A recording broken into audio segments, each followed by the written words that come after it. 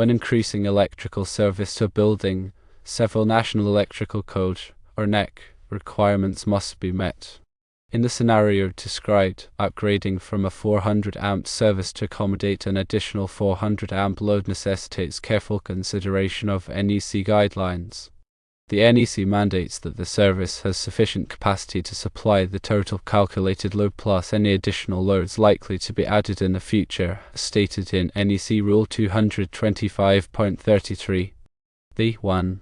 Given that the existing 400 amp service is already at its maximum capacity, adding another 400 amps would exceed this limit, making an upgrade essential. A key requirement for services over 200 amps is the presence of a line-side disconnect, as per NEC Rule 230.70. This disconnect must be located within sight of the meter and be readily accessible to the utility. Its purpose is to provide a means to quickly and safely de-energize the entire electrical system in case of an emergency or for maintenance purposes. To accurately determine the total calculated load for the building, one must follow the procedures outlined in NEC Article 220. This process involves several steps. Firstly, calculating the connected load for each branch circuit. Secondly, applying the appropriate demand factors. Demand factors account for the fact that not all electrical loads operate simultaneously at their maximum rated values. By applying these factors, a more realistic estimate of the actual load on the service can be obtained. Thirdly, once the total calculated load is determined, adding any additional loads that are likely to be added in the future. This step is crucial to ensure that the upgraded service has enough capacity to handle future expansion or changes in electrical demand. The most straightforward and code-compliant solution to this problem is to upgrade to an 800 amp service. This entails installing a new 800 amp meter disconnect and main panel. This approach ensures that the electrical system meets all applicable NEC requirements and has adequate capacity to handle both the existing and future loads. An alternative solution involves installing a second 400 amp service to the building. However, this option requires special approval from the utility and may not be permissible in all jurisdictions. Utilities often have specific requirements for the installation and operation of multiple services on a single building, and these requirements must be carefully considered. Firstly, a qualified electrician can perform a thorough load calculation to determine the actual electrical demand of the building. Secondly, the electrician can assess the existing electrical infrastructure and identify any potential issues or limitations. Thirdly, the electrician can work with the utility to determine the feasibility of installing a second service and to obtain the necessary approvals. When designing the upgraded electrical service, several factors must be taken into account to ensure safety, reliability, and compliance with the NEC. Firstly, the size and type of conductors used for the service entrance must be carefully selected to handle the anticipated load current. The NEC provides detailed tables and guidelines for determining the appropriate conductor size based on ampacity, insulation type, and installation conditions. Secondly, the overcurrent protection devices, such as circuit breakers or fuses, must be properly sized to protect the conductors and equipment from overloads and short circuits. The NEC specifies the maximum allowable overcurrent protection for different types of conductors and equipment. Thirdly, the grounding system must be properly designed and installed to provide a low impedance path for fault currents, thereby minimizing the risk of electric shock. The NEC provides detailed requirements for grounding electrodes, grounding conductors, and bonding of metallic equipment. Fourthly, the service disconnect must be readily accessible and clearly marked to allow for quick and easy shut-off of the electrical system in case of an emergency. The NEC specifies the location and accessibility requirements for service disconnects.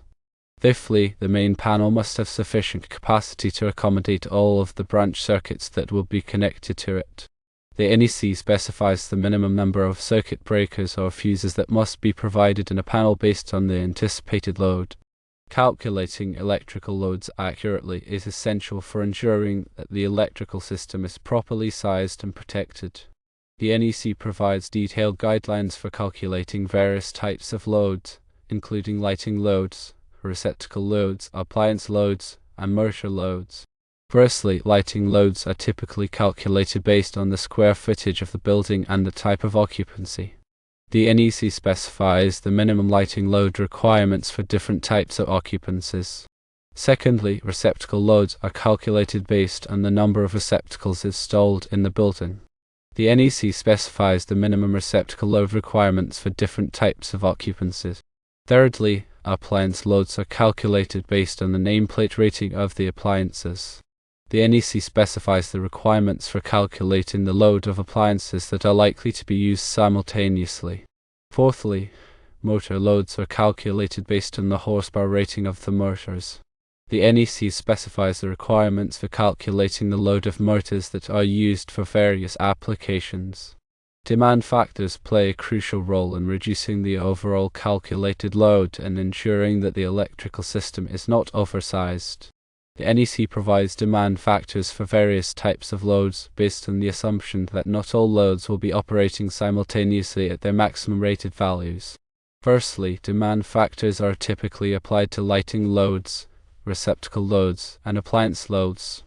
Secondly, the demand factor for lighting loads is typically lower for larger buildings, as the likelihood of all lights being on simultaneously decreases with building size. Thirdly, the demand factor for receptacle loads is typically lower for areas with a large number of receptacles, as it is unlikely that all receptacles will be in use simultaneously. Fourthly, the demand factor for appliance loads is typically lower for appliances that are used intermittently, such as dishwashers and washing machines. In addition to the NEC requirements, local codes and regulations may also apply to electrical service upgrades. It is essential to consult with the local electrical inspector to ensure that the installation complies with all applicable codes and regulations. Firstly, local codes may have more stringent requirements than the NEC in certain areas. Secondly, local codes may require permits and inspections for electrical work. Thirdly, local codes may have specific requirements for the installation of electrical equipment. Upgrading an electrical service can be a complex and challenging task. It is important to work with a qualified electrician who has the knowledge and experience to ensure that the installation is done safely and correctly. Firstly, a qualified electrician can assess the existing electrical system and determine the best course of action. Secondly, a qualified electrician can perform the necessary load calculations and ensure that the electrical system is properly sized. Thirdly, a qualified electrician can install the new electrical equipment and ensure that it complies with all applicable codes and regulations. Fourthly, a qualified electrician can inspect the installation and verify that it is safe and reliable. Proper grounding is a cornerstone of electrical safety. The grounding system provides a low impedance path for fault currents to return to the source, tripping the overcurrent protection device and minimizing the risk of electric shock. The NEC outlines specific requirements for grounding electrodes, grounding conductors, and bonding of metallic equipment. Firstly, grounding electrodes must be installed to provide a connection to the earth. The NEC specifies the types of grounding electrodes that are permitted, such as ground rods, ground plates, and metal underground water pipes. Secondly, grounding conductors must be used to connect the grounding electrodes to the electrical system. The NEC specifies the size and type of grounding conductors that are required. Thirdly, bonding of metallic equipment is essential to ensure that all metallic parts are at the same potential, minimizing the risk of electric shock. The NEC specifies the requirements for bonding metallic equipment, such as metal conduit, metal enclosures, and metal water pipes.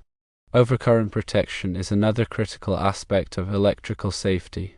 Overcurrent protection devices, such as circuit breakers and fuses, are designed to protect conductors and equipment from overloads and short circuits.